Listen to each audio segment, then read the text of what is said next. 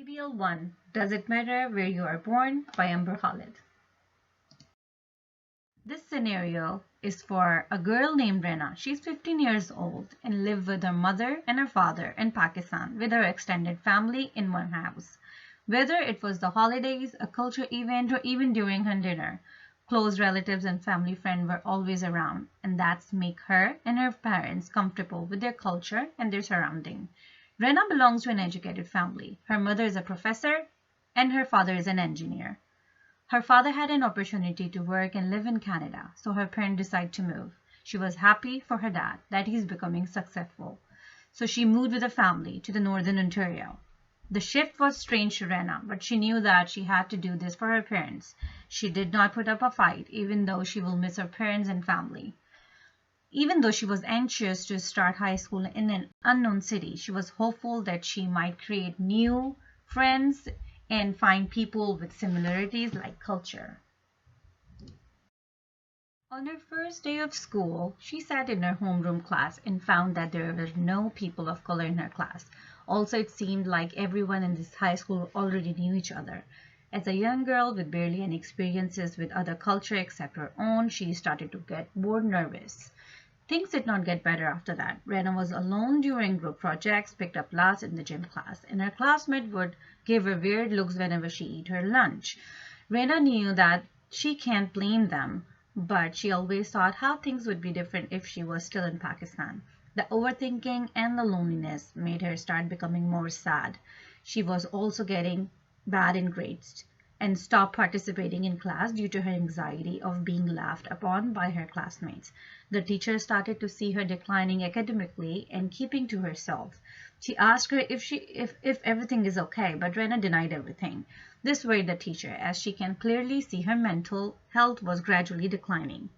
The teacher decided to talk to the parents and see if they come up with a solution. However, when the teacher called Rena's father, he dismissed the issue and claimed that in their culture, mental health is not an issue, and it is all made up in one's mind. The teacher started explaining why she concerned for Rena, but father got angry and started to ask, "Are you saying I'm not taking care of my daughter?" Mental health is all made up in the mind. As a new move for he, I know he will become better after a couple of months. The teacher is now concerned that she will not be able to help Rena as much as she can because her parents are not willing to send her to a doctor or psychologist. So does it matter where you are born? I don't believe it matters where you are born, but more so about what culture you are born into. In a lot of cultures, whether it will be African American, South Asian, East Asian, or in between, mental health is looked down upon. No matter where you are grew up, mental health issues are more majorly affected by the environment you are in. Even though Rena grew up in Pakistan and she was mentally healthy until she was surrounded in an unfamiliar environment.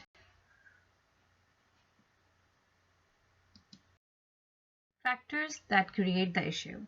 So I break it down in two parts, most relevant and least relevant. So in Rena's scenario, the most relevant issues was culture, environment, upbringing, and welcoming, feeling welcoming in the class or in the environment. The least relevant was Rena's age, as she was a minor and cannot legally go for help unless her guardian approval.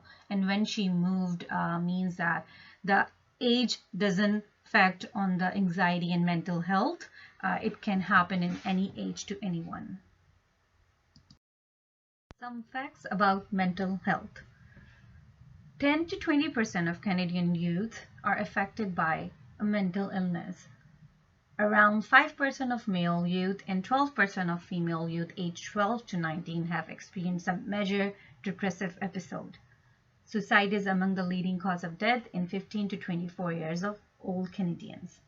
In Canada, 1 out of 5 children who need mental health services receive them due to lack of information, knowledge, and parents and guardian approval.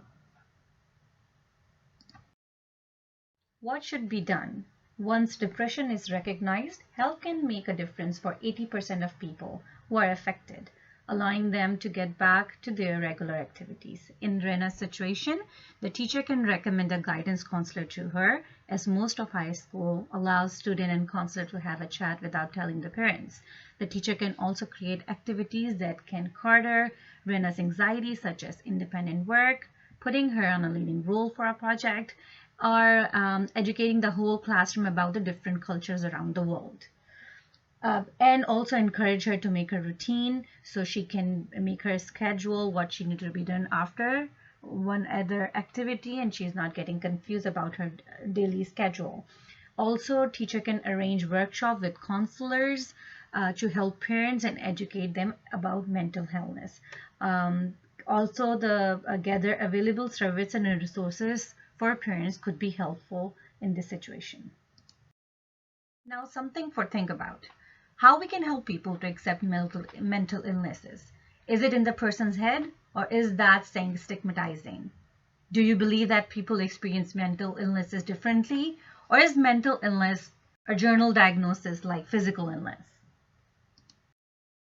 Thank you for watching the video. These are the references I used for this presentation. I put the other resource. I am such a big fan of Dr. Ono.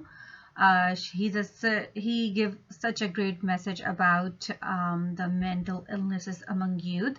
So it's a strong framework for discussion in classroom, amongst friends, and elsewhere. So please do watch it if you have time, and ask any questions about the presentation you would like to. Thank you so much.